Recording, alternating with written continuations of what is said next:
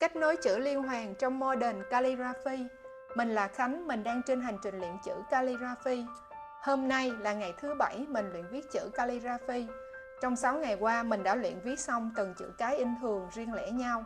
Hôm nay mình bắt đầu tập viết nối các chữ liên tục với nhau để luyện sự kết nối giữa các nét. Bài tập nối chữ liên hoàn này giúp cho mình quen với việc nối các chữ sao cho liền mạch. Khi viết những chữ này, mình nhận ra chữ viết giống như một dòng chảy.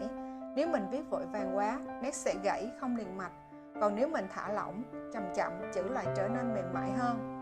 Các bạn biết không, mỗi lần luyện viết mình cảm nhận được một cảm giác yên bình, tĩnh lặng trong cuộc sống bộn bề lo toan này. Nếu bạn cũng đang trên hành trình luyện viết, hãy subscribe kênh của Khánh để chúng ta cùng luyện viết nhé.